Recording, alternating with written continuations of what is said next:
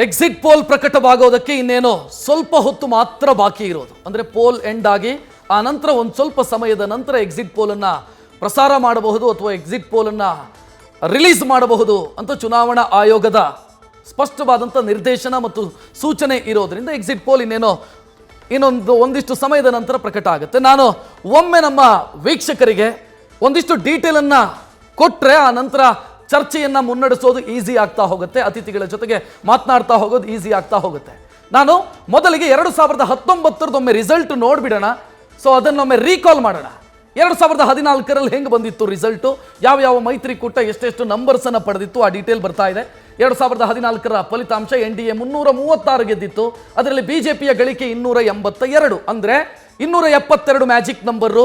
ಬಿಜೆಪಿಯೊಂದೇ 282 ಸ್ಥಾನವನ್ನು ಗೆಲ್ಲೋ ಮೂಲಕ ಸ್ಪಷ್ಟ ಬಹುಮತವನ್ನು ಬಿಜೆಪಿಯೊಂದೇ ಗಳಿಸಿತ್ತು. ಈ ಕಡೆ UPA ಮೈತ್ರಿಕೂಟದ ಕತೆ ಏನಾಗಿತ್ತು ಆ ಡೀಟೇಲ್ ಕೂಡ ನೋಡೋಣ ಒಮ್ಮೆ. UPA ಮೈತ್ರಿಕೂಟ 40 ಸೀಟನ್ನು ಗೆದ್ದಿತ್ತು, ಅದರಲ್ಲಿ ಕಾಂಗ್ರೆಸ್ 44. ಆಲ್ ಟೈಮ್ ಲೋ ಅದು ಕಾಂಗ್ರೆಸ್ನ ಪಾಲಿಗೆ. ಯಾಕಂತಂದ್ರೆ ಅಧಿಕೃತ ವಿಪಕ್ಷ ಸ್ಥಾನಮಾನವೂ ಕೂಡ ಸಿಗಲಿಲ್ಲ. ಅದರ್ಸ್ 147 ಕ್ಷೇತ್ರಗಳಲ್ಲಿ ಗೆದ್ದಿದ್ರು.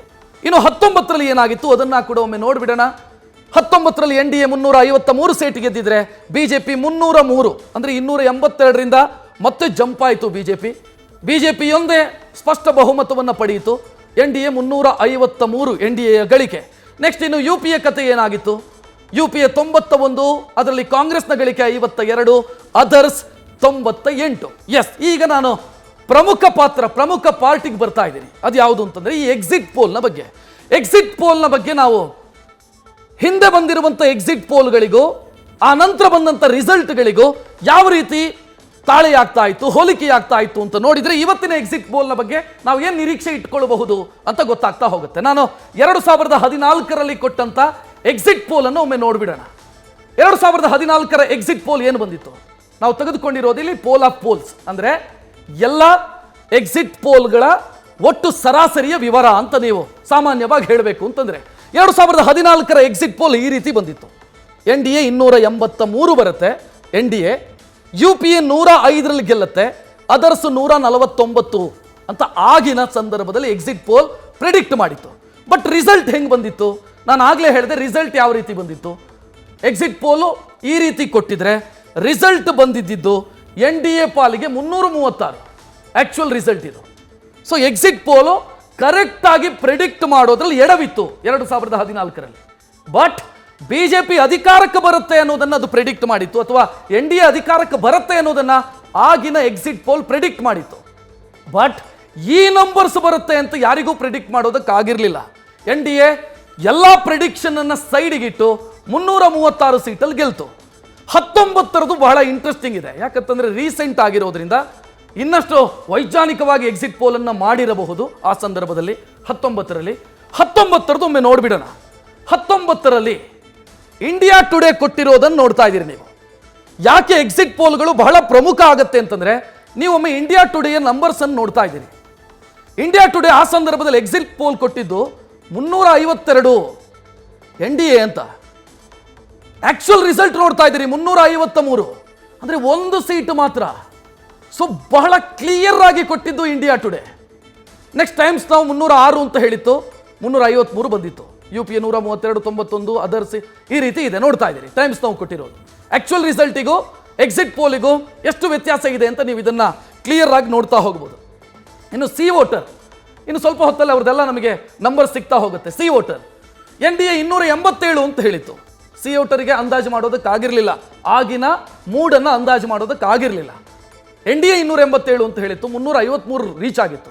ಬಟ್ ಎಲ್ಲರೂ ಪ್ರೆಡಿಕ್ಟ್ ಮಾಡಿದ್ರು ಬಹುಮತ ಅಂತ, NDAಗೆ ಬಹುಮತ ಅಂತ ಪ್ರೆಡಿಕ್ಟ್ ಮಾಡಿದ್ರು. ನೆಕ್ಸ್ಟ್ ನೋಡಿದ್ರೆ ನಾವು ABP 277 ಹೇಳಿತ್ತು NDA, ಅಂದ್ರೆ ದೊಡ್ಡ ಮಟ್ಟದಲ್ಲಿ ಸೀಟ್ ಲಾಸ್ ಆಗತ್ತೆ ಅಂತ ABP ಹೇಳಿತ್ತು. ಬಟ್ ಆ ರೀತಿ ಆಗಲಿಲ್ಲ, ಬಿಜೆಪಿ ಗೈನ್ ಆಯಿತು ಅಥವಾ NDAಗೆ ಸೀಟ್ ಗೈನ್ ಆಯಿತು. ನೆಕ್ಸ್ಟ್ ಇನ್ನೊಂದಿದೆ, ಅದು ನ್ಯೂಸ್ ನೇಷನ್ನ ಡೀಟೇಲ್ ನೋಡ್ತಾ ಇದ್ದೀರಿ. 286 ಅಂತ NDA, UPA 122 ಅಂತ ಹೇಳಿದ್ರು ನಂಬರ್ಸ್, ಆಕ್ಚುಯಲ್ ನಂಬರ್ಸ್ ಈ ಕಡೆ ಸೈಡಲ್ಲಿ ನೀವು ನೋಡ್ತಾ ಇದ್ದೀರಿ. ಸೊ ಅಲ್ಲಿಗೆ ಒಂದು ನ್ಯೂಸ್ ಎಕ್ಸ್ ಇದ್ದೊಂದು ನೋಡ್ಬಿಡೋಣ. ನ್ಯೂಸ್ ಎಕ್ಸ್ ಏನು ಹೇಳಿತ್ತು ಆ ಡೀಟೇಲ್ ಕೂಡ ನೋಡ್ಬಿಡೋಣ. 242 ಅಂತ ಹೇಳಿತ್ತು, 353 ಬಂದಿತ್ತು. ನಾನು ಆಗಲೇ ಒಂದು ನಂಬರ್ಸ್ ತೋರಿಸಿದೆ, ಅದು ಇಂಡಿಯಾ ಟುಡೇ 2019ರಲ್ಲಿ ಅವಾರ್ಡ್ ವಿನ್ನರ್ಸ್ ಅವರು ಈ ಎಕ್ಸಿಟ್ ಪೋಲ್ನ ವಿಚಾರದಲ್ಲಿ ಇಂಡಿಯಾ ಟುಡೇ, ಬಿಕಾಸ್ ಒಂದು ನಂಬರ್ ಅಷ್ಟೇ ಆಚೆ ಈಚೆ. ಸೊ ಅಷ್ಟು ಎಕ್ಸಾಕ್ಟ್ ಆಗಿ ಯಾರಿಗೂ ಕೊಡೋದಕ್ಕೆ ಸಾಧ್ಯ ಆಗಲಿಲ್ಲ, ಇಂಡಿಯಾ ಟುಡೇ ಕೊಟ್ಟಿತ್ತು. ಸೊ ಇವತ್ತು ನಾವು ಇಂಡಿಯಾ ಟುಡೇಯ ಏನು ಎಕ್ಸಿಟ್ ಪೋಲ್ ಬಗ್ಗೆ ಒಂದು ಸ್ವಲ್ಪ ನಿರೀಕ್ಷೆಯನ್ನು ಇಟ್ಕೊಳ್ಬಹುದು, ಏನಾಗುತ್ತೆ. Because India today last time ಕರ್ನಾಟಕದ ಎಲೆಕ್ಷನ್ ಅನ್ನು ಕೂಡ ಕರೆಕ್ಟಾಗಿ ಎಕ್ಸಿಟ್ ಪೋಲಲ್ಲಿ ಪ್ರೆಡಿಕ್ಟ್ ಮಾಡಿತ್ತು ಇಂಡಿಯಾ ಟುಡೇ. ಸೊ ನಾನು ಇದನ್ನು ಯಾಕೆ ನಿಮ್ಮ ಮುಂದೆ ಇಟ್ಟಿದ್ದೀನಿ ಅಂತಂದರೆ, ಅಥವಾ ನಮ್ಮ ವೀಕ್ಷಕರ ಗಮನಕ್ಕೆ ಇದನ್ನು ಯಾಕೆ ತರ್ತಾ ಇದ್ದೀನಿ ಅಂತಂದರೆ, ಎಕ್ಸಿಟ್ ಪೋಲ್ ನಿಜ ಆಗತ್ತೆ ಅಂತ ನಾವು ಯಾರೂ ಹೇಳುತ್ತಾ ಇಲ್ಲ, ಬಟ್ ಎಕ್ಸಿಟ್ ಪೋಲು ಒಂದು ಮೂಡನ್ನು ಹೇಳುತ್ತೆ. ದೇಶದ ಜನರ ಮನಸ್ಥಿತಿ ಮತ್ತು ಎಲೆಕ್ಷನ್ ಸಂದರ್ಭದಲ್ಲಿ ಈ ರೀತಿ ಆಗಿರಬಹುದು ಅನ್ನುವಂಥ ಒಂದು ದಿಕ್ಸೂಚಿ ಈ ಎಕ್ಸಿಟ್ ಪೋಲಲ್ಲಿ ಸಿಗ್ತಾ ಇದೆ ಅಥವಾ ಸಿಕ್ಕಿದೆ ಅನ್ನೋದಕ್ಕಷ್ಟೇ ನಾನು ನಿಮ್ಮ ಮುಂದೆ ಮಾಹಿತಿಯನ್ನು ಕೊಟ್ಟು, ಈಗ ನಮ್ಮ ಜೊತೆಗೆ ಇನ್ನೂ ಇಬ್ಬರು ಅತಿಥಿಗಳು ಜಾಯ್ನ್ ಆಗಿದ್ದಾರೆ. ಮೊದಲನೇದಾಗಿ ಹಿರಿಯ ಪತ್ರಕರ್ತ ಅನಂತ್ ಚಿನಿವಾರ್ ನಮ್ಮ ಜೊತೆಗಿದ್ದಾರೆ. ಸರ್ ನಮಸ್ತೆ, ಕಾರ್ಯಕ್ರಮಕ್ಕೆ ಸ್ವಾಗತ. ನನ್ನ ಸಹೋದ್ಯೋಗಿ ಚಂದ್ರಮೋಹನ್ ಕೂಡ ಜೊತೆಗಿದ್ದಾರೆ. ಚಂದ್ರಮೋಹನ್ ಅವರೇ ನಮಸ್ತೆ. ಸೊ ಇಲ್ಲಿ ಒಂದು ವಿಚಾರ ನಾನು ಹೇಳಬೇಕು, ಇಲ್ಲಿ ಕಾಂಗ್ರೆಸ್ ನಾಯಕರನ್ನು ನಾವು ಇನ್ವೈಟ್ ಮಾಡಿದ್ವಿ, ನಿನ್ನೆ ಸಂಜೆವರೆಗೂ ಕೂಡ ಅವರು ಬರ್ತೀನಿ ಅಂತ ಹೇಳಿದ್ರು. ಬಟ್ ಕೊನೆಯದಾಗಿ ಅವರು AICC ಏನೋ ನಿರ್ಧಾರ ತೆಗೆದುಕೊಳ್ತು, ಇಲ್ಲ ನಾವು ಎಕ್ಸಿಟ್ ಪೋಲ್ಗೆ ಹೋಗಲ್ಲ, ಬಾಯ್ ಕಟ್ ಮಾಡಿದ್ದೀವಿ, ಅಥವಾ ನಾವು ಹೋಗಲ್ಲ, 4ನೇ ತಾರೀಕಿಗೆ ನಾವು ರಿಸಲ್ಟ್ ದಿನ ಹೋಗ್ತೀವಿ ಅನ್ನುವಂಥ ನಿರ್ಧಾರವನ್ನು ಕಾಂಗ್ರೆಸ್ ನಾಯಕರು ತೆಗೆದುಕೊಂಡಿದ್ದಾರೆ. ಅವರ ನಿರ್ಧಾರವನ್ನು ಗೌರವಿಸುತ್ತಲೇ ಯಾಕೆ ಅನ್ನುವಂಥ ಪ್ರಶ್ನೆಯೂ ಕೂಡ ಬರುತ್ತೆ. ಯಾಕೆ ಎಕ್ಸಿಟ್ ಪೋಲ್ನಿಂದ ಆಚೆ ನಿಂತರು ಗೊತ್ತಿಲ್ಲ. ಮಾತನಾಡೋಣ, ನಾನು ದೇಸಾಯಿ ಅವರನ್ನು ಮಾತನಾಡಿಸಬೇಕು. ದೇಸಾಯಿ ಸರ್, ಬಹುಶಃ ಗಮನಿಸ್ತಾ ಇದ್ದೀರಿ, ಎಕ್ಸಿಟ್ ಪೋಲ್ಗಳು ಎಷ್ಟೋ ಸಂದರ್ಭದಲ್ಲಿ ನಿಜವಾದಂಥ ಉದಾಹರಣೆಗಳಿದ್ದಾವೆ. ಕಾಂಗ್ರೆಸ್ ಈ ಎಕ್ಸಿಟ್ ಪೋಲ್ನಿಂದಲೇ ಆಚೆ ನಿಂತಿದೆ, ಏನು ಹೇಳ್ತೀರಿ? ಇಲ್ಲ, ಅವರೇ ಪಕ್ಷದ ನಿರ್ಧಾರ ಅವರೇನೋ ತೊಗೊಂಡಿರ್ಬೋದು, ಹೋಗಲಿ ಬಿಡಿ. ಆದರೆ ನನಗೆ ಎಕ್ಸಿಟ್ ಪೋಲ್ಗಳ ಮೇಲೆ, ಇನ್ಫ್ಯಾಕ್ಟ್ ಇಲೆಕ್ಷನ್ ಪೋಲ್ ಮೇಲೆ ಅಷ್ಟೊಂದು ವಿಶ್ವಾಸ ಇಲ್ಲ. ಅದಕ್ಕೆ 2 ಕಾರಣ ಇದೆ, 2-3 ಕಾರಣ ಇದೆ. ಒಂದನೇ ಕಾರಣ ಏನಂದರೆ, ಈ ದೇಶದಲ್ಲಿ ಸುಮಾರು 50,000 ಕಾಲೇಜ್ ಮತ್ತು ಯೂನಿವರ್ಸಿಟಿಗಳಿದೆ ಎಲ್ಲ ಸೇರಿದರೆ. ಆದರೆ ಯಾವುದೇ ಕಾಲೇಜ್, ಯಾವುದೇ ಯೂನಿವರ್ಸಿಟಿಯಲ್ಲಿ ಸೆಫಾಲಜಿ ಅಂದರೆ ಚುನಾವಣಾ ಅಧ್ಯಯನ ಒಂದು ಸಬ್ಜೆಕ್ಟ್ ಆಗಿಲ್ಲ. ಅದ್ರ ಬಗ್ಗೆ PhD ಮಾಡೋದಾಗಲಿ, ರಿಸರ್ಚ್ ಮಾಡೋದಾಗಲಿ, ಅಥವಾ ಅದನ್ನು ಭಾಳ ವ್ಯವಸ್ಥಿತವಾಗಿ ಹೇಳ್ಕೊಡೋ ವ್ಯವಸ್ಥೆ ಇಡೀ ಇಂಡಿಯಾದಲ್ಲಿ ಇಲ್ಲ. ಈ ಅಂತಾರಾಷ್ಟ್ರೀಯ ಮಟ್ಟದಲ್ಲಿ ಇದೆ ಅಂತ ನೀವು ಕೇಳ್ಬೋದು. ಅಂತಾರಾಷ್ಟ್ರೀಯ ಮಟ್ಟದಲ್ಲಿ ಅನೇಕ ಯೂನಿವರ್ಸಿಟಿಗಳಲ್ಲಿ ಆ ಡಿಪಾರ್ಟ್ಮೆಂಟ್ ಇದೆ, ಅಲ್ಲಿ ಪುಸ್ತಕ ಬರೆದಾರೆ. ಭಾರತದಲ್ಲಿ ಇಲ್ಲಿಯವರೆಗೆ ಕೇವಲ 2 ಪುಸ್ತಕ ಬಂದಿದೆ ಅದರ ಬಗ್ಗೆ. ಸೊ ಅದು ಒಂದು ಶಿಸ್ತಿನ, ವೈಜ್ಞಾನಿಕ ಶಿಸ್ತಾಗಿ ಅದು ರೂಪುಗೊಂಡಿಲ್ಲ. ಇದು ಒಂದನೇ ಕಾರಣ. 2ನೇ ಕಾರಣ, ಅನೇಕ ಮೇನ್ ಸ್ಟ್ರೀಮ್ ಮಾಧ್ಯಮಗಳೇನಿದ್ದಾವಲ್ಲ, ಪೇಪರ್ ಇರ್ಬೋದು, TV ಇರ್ಬೋದು, ಅವರು ಸ್ವಂತ ಸರ್ವೆ ಮಾಡೋದಿಲ್ಲ. ಅವರು ಬೇರೆಯವರ ಸರ್ವೆ ಏಜೆನ್ಸಿಗಳ ಮೇಲೆ ಆಧಾರ ಮಾಡಿ ಅವ್ರನ್ನ ಅಧ್ಯಯನ ಮಾಡ್ತಾ ಇದ್ದಾರೆ. ಹೌದಾ? ಈ ಸರ್ವೆ ಏಜೆನ್ಸಿಗಳು ಯಾವಿದ್ದಾವಲ್ಲ, ಕೆಲವೊಂದು ಬಿಟ್ಟು, ಉದಾಹರಣೆಗೆ CSDS, ಅದೊಂದು ಚಾಣಕ್ಯ, ಸಿ ವೋಟರ್ ಅಂತ ಅದೊಂದು ಬಿಟ್ಟರೆ, ಉಳಿದವರು ಸರ್ವೆಯ ಮೂಲ ಮಾನದಂಡಗಳನ್ನು ಸರಿಯಾಗಿ ಅಧ್ಯಯನ ಮಾಡೋದಿಲ್ಲ, ಬಳಸೋದಿಲ್ಲ. ಉದಾಹರಣೆಗೆ ಒಂದು ಸರ್ವೆ, ದೆಹಲಿ ಮೂಲದ ಸರ್ವೆ ಸಂಸ್ಥೆ ಈ ಸರಿ ನನಗೂ ಮಾತಾಡಿಸಿದ್ರು. ಅವರು ಒಂದು ಲೋಕಸಭಾ ಕ್ಷೇತ್ರದಲ್ಲಿ ಕೇವಲ 12 ಜನರನ್ನ ಅವರು ಮಾತಾಡಿಸಿದ್ದಾರೆ. ಈಗ ಸುಮಾರು 15-16 ಲಕ್ಷ ವೋಟರ್ ಇರುವಂಥ ಒಂದು ಲೋಕಸಭಾ ಕ್ಷೇತ್ರದಲ್ಲಿ ನೀವು 12 ಜನರು ಮಾತಾಡಿಸಿದ್ರೆ ಯಾವ ರೀತಿ ಮೂಡನ್ನು ನೀವು ಅಳಿಬಹುದು, ಅದು ಎಲ್ಲರಿಗೂ ಬಿಟ್ಟಿದ್ದು. 3ನೇದೇನೆಂದರೆ, ಭಾರತೀಯ ಮತದಾರನ ಮನಸ್ಥಿತಿ ಇದೆಯಲ್ಲ, ಅದು ಬಹಳ ಓಪನ್ ಆಗಿಲ್ಲ. ನೀವು ಯಾರಿಗೆ ಓಟ್ ಹಾಕಿದ್ರಿ ಅಂದರೆ ಅವ್ರು ನೇರವಾಗಿ ಹೇಳೋದಿಲ್ಲ. ನೀವು ಅದನ್ನು ಇಂಡೈರೆಕ್ಟ್ ಪ್ರಶ್ನೆಗಳ ಮೂಲಕ ತಿಳ್ಕೊಬೇಕು. ಅಂದರೆ ಇಲ್ಲಿ ಹವಾ ಹೆಂಗಿದೆ, ಯಾರ ಪರವಾಗಿದೆ, ಅಥವಾ ಈ ವಿಷಯದ ಬಗ್ಗೆ ನೀವೇನಂತೀರಿ, ನಿರುದ್ಯೋಗದ ಬಗ್ಗೆ ಏನಂತೀರಿ, ಬಡತನದ ಬಗ್ಗೆ ಏನಂತೀರಿ, ಸರ್ಕಾರ ನಿಮಗೆ ಅನುಕೂಲ ಮಾಡಿದೆಯಾ, ಈ ಥರ ಪ್ರಶ್ನೆಗಳನ್ನು ಕೇಳಿ ಅವರ ಮೂಡನ್ನು ನಾವು ನಿರ್ಧಾರ ಮಾಡಬೇಕಾಗ್ತದೆ. ಈ ಥರ ಇದ್ದಾಗ ರಾ ಡೇಟಾ ಇರ್ತದಲ್ಲ, ಅದನ್ನು ಪ್ರೊಸೆಸ್ ಮಾಡೋದು, ಸಂಸ್ಕರಣೆ ಮಾಡೋದು ಆ ಸರ್ವೆಯಲ್ಲಿ ಕೆಲಸ ಮಾಡುವ ಯಾರು ಪಬ್ಲಿಕ್ ಪಾಲಿಸಿ ಓದಿದ್ದಾರೆ, ಯಾರು ಎಲೆಕ್ಷನ್ ಸ್ಟ್ರಾಟಜಿ ಇದ್ದವರಿದ್ದಾರೆ, ಅವ್ರ ಮೇಲೆ ಬೀಳ್ತದೆ. ಅವರು ನ್ಯೂಟ್ರಲ್ ಆಗಿದ್ದಾರೋ ಅಥವಾ ಯಾವುದೋ ಒಂದು ಪಕ್ಷಕ್ಕೆ ನಿಷ್ಠವಾಗಿದ್ದಾರೋ ಅನ್ನೋದು ಪ್ರಶ್ನೆ ಬರ್ತದೆ. ನಮ್ಮ ಕಣ್ಣೆದುರುಗಡೆ ಅನೇಕರು ದೊಡ್ಡವರು, ಪ್ರಶಾಂತ್ ಕಿಶೋರ್ ಅಂತವರು, ಸುನಿಲ್ ಕಣಗೋಲ್ ಅಂತವರು, ಅವರು ಇದನ್ನು ತಮ್ಮ ವೃತ್ತಿ ಅಂತ ಮಾಡ್ಕೊಂಡಿದ್ದಕ್ಕೆ, ಅವರು ಯಾರ ದುಡ್ಡನ್ನು ತಗೊಂಡು ಯಾವ ಪಕ್ಷದ ಪರವಾಗಿ ಮಾಡ್ತಾ ಇದ್ದಾರೋ ಆ ಪಕ್ಷದ ಪರವಾಗಿ ವಾಲಿದವ್ರ ಥರ ಅವ್ರು ಕಾಣ್ತಾ ಇದ್ದಾರೆ.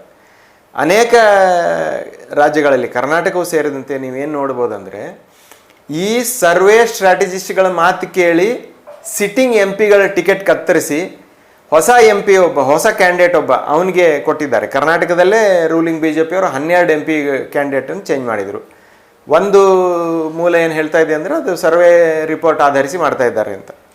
ಸೊ ನಾನು ಹೇಳೋದೇನೆಂದರೆ ಸರ್ವೆ ಅನ್ನೋದು whether pre poll or post poll ಅದು ಬಹಳ ವೈಜ್ಞಾನಿಕವಾಗಿ ಉಳಿದಿಲ್ಲ ಅಥವಾ ಇನ್ನೂ ಬಹಳ ಮುಂದುವರಿಬೇಕು. ಹೀಗಾಗಿ ನನಗೆ ಅದ್ರ ಮೇಲೆ ವಿಶ್ವಾಸ ಇಲ್ಲ. ಆಮೇಲೆ ನೀವೇ ಆಗಲೇ ಓದಿ ಹೇಳಿದಂತೆ ನಾವು ಸರ್ವೆ ಮಾಡೋರು ಇರ್ತೇವಲ್ಲ, ಪಕ್ಷದ ಅಂದರೆ ನಮ್ಮ ಮನಸ್ಸಿನಲ್ಲಿ ಈ ಪಕ್ಷ ಬರಲಿ ಈ ಪಕ್ಷ ಬರಬಾರ್ದು ಅಂತ ಇರೋದು ಒಂದು.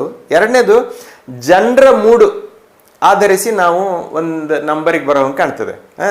ಅದನ್ನು ಬಹಳಷ್ಟು ಸೈಂಟಿಫಿಕ್ ಆಗಿ ರ್ಯಾಂಡಮ್ ಆಗಿ ಸರ್ವೆ ಸ್ಯಾಂಪಲನ್ನು ದೊಡ್ಡದು ಮಾಡಿಕೊಂಡು ಅದನ್ನು ನ್ಯೂಟ್ರಲ್ ಆಗಿರೋ ಸಂಸ್ಕರಣಾ ತಂತ್ರಗಳನ್ನು ಉಪಯೋಗಿಸಿ ನಾವು ಭಾಳ ಜನ ಮಾಡೋದಿಲ್ಲ. ಈ ಕಾರಣದಿಂದ ಇರ್ಬೋದು. ಕಾಂಗ್ರೆಸ್ನವ್ರು ಯಾಕೆ ತಗೊಂಡಾರ ಅಂತ ನಾನು ಮಾಡ್ಲಿಕ್ಕೆ ಹೋಗುದಿಲ್ಲ. ಅವರ ನೀವು ಹೇಳ್ದಂಗೆ ಅವರ ನಿರ್ಧಾರಕ್ಕೆ ನಮ್ಗೆ ಗೌರವ ಇರ್ತದೆ. ಆದರೆ ಯಾವುದೇ ಪಕ್ಷ ಎಲ್ಲ ರೀತಿಯ ಮಾಧ್ಯಮಗಳ ಎದುರುಗಡೆ ಟ್ರಾನ್ಸ್ಪರೆಂಟ್ ಆಗಿರೋದು ಅವರ ಮೂಲ ಕರ್ತವ್ಯ. ಇದು ಗ್ರಾಮ ಪಂಚಾಯತಿ ಮೆಂಬರ್ಗೂ ಅನ್ವಯಿಸ್ತದೆ, ಪ್ರಧಾನಮಂತ್ರಿಗೂ ಅನ್ವಯಿಸ್ತದೆ. ನಾನು ಪ್ರೆಸ್ ಮೀಟ್ ಮಾಡೋದಿಲ್ಲ ಅಂತ ಹೇಳುವ ಪ್ರಧಾನಮಂತ್ರಿ ಸಹಿತ ನಾನು ಟ್ರಾನ್ಸ್ಪರೆಂಟ್ ಆಗಿರ್ತಾನೆ. ನಾವು ಎಕ್ಸಿಟ್ ಪೋಲಲ್ಲಿ ಹೋಗೋದಿಲ್ಲ ಅಂತ ಹೇಳುವ ಕಾಂಗ್ರೆಸ್ ಸಹಿತ ನಾನು ಟ್ರಾನ್ಸ್ಪರೆಂಟ್ ಆಗಿರ್ತದೆ. ನ್ಯೂಸ್ ಫಸ್ಟ್ ನಿರ್ಭೀತಿಯಿಂದ ನಿಮ್ಮ ಪರವಾಗಿ.